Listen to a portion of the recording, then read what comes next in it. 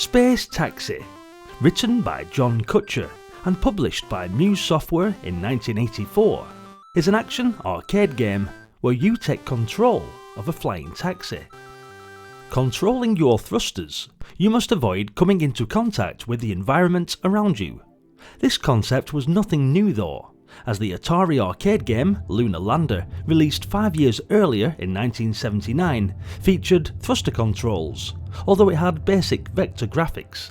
Bear in mind, however, Kutcher wrote Space Taxi while a freshman at Hopkins University, so fair play to him for implementing the gravity physics for the game, as it must have taken some programming. As a space cabbie, you control a taxi cab of the future, which looks more like a 50s farm tractor on skis. You pilot your taxi amongst some of the most odd landscapes I've ever seen. One of the levels is called Short and Sweet, and it's filled with candy canes so huge one can only stand in awe. This level consists of only one customer, the lone soul left in Candyland, as his friends died from sugar overdose long ago. It's sad really. He cries out with his last breath, in hopes of being rescued. You pick up this wretch and are rewarded for your good deed. The gate to heaven opens up and the level is complete. Your mission is to pick up passengers and drop them off at whichever numbered location they request. After repeating this process a number of times, a gateway in the sky allows you to fly out into yet another surreal world.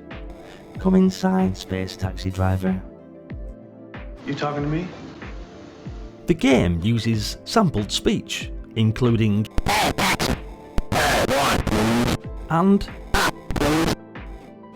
These are said in a variety of voice pitches, creating the feeling of different taxi customers. This was one of the few games from the first half of the 80s to feature this digitised speech. It sounded very cool at the time, and this was the kind of game you wanted to impress your ZX Spectrum owning friends with. When I listen to the speech now, it sounds like a Dalek on acid, but all my mates were impressed at the time. Thank God for the SID chip.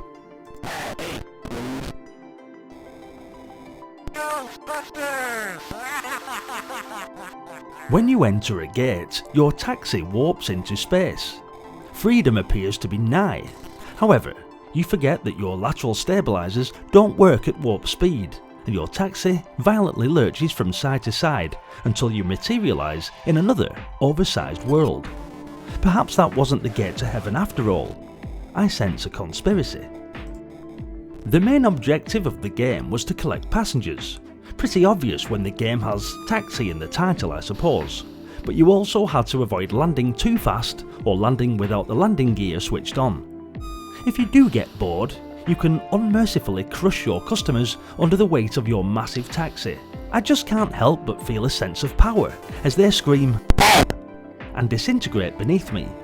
Unfortunately, you won't make any money this way. In addition to thrusters, the taxi has landing gear, as mentioned, that can be switched on or off.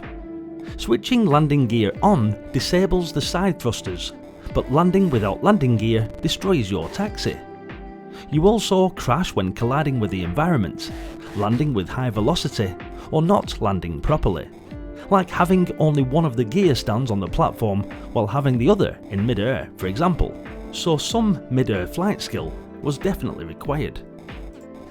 There are different themes in each of the 24 levels, and some of them threw up an extra hindrance to deal with. For example, in one of the levels there was a ping pong ball to contend with, and you also had to deal with a black hole in another. I remember other challenges including invisible barriers, magnets, teleports and lasers.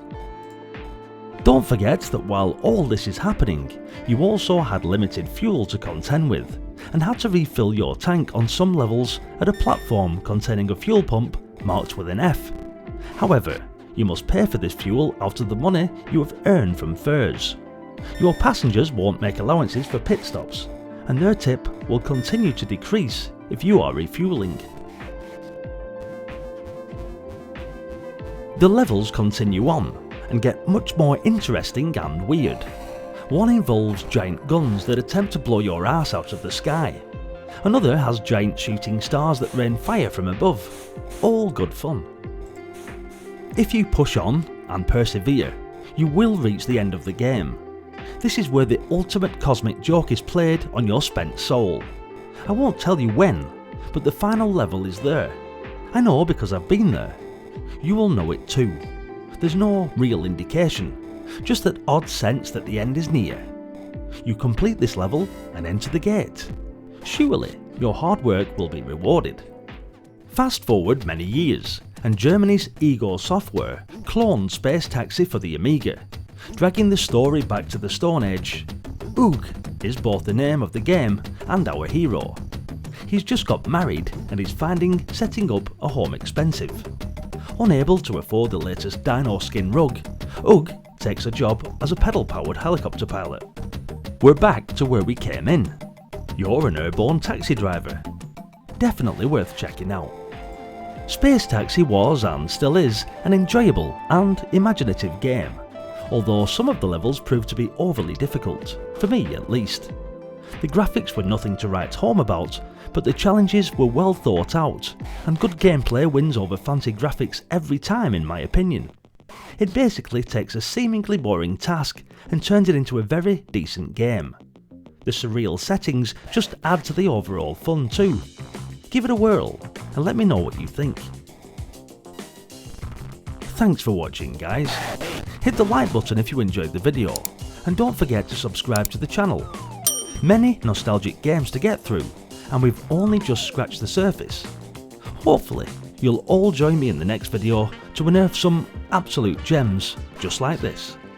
Oh, and if you really want to help support the channel further, then maybe share on your social media platforms, or even consider joining on Patreon or the YouTube membership program. Every little bit of your support goes a long way and helps keep the channel going. Thanks once again, and I'll see you all in the next one. Until then, bye for now.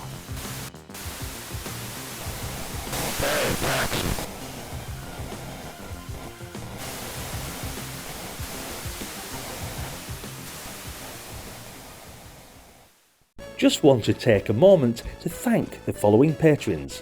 It's massively appreciated that you're supporting the channel, covering the games we love. Stay retro.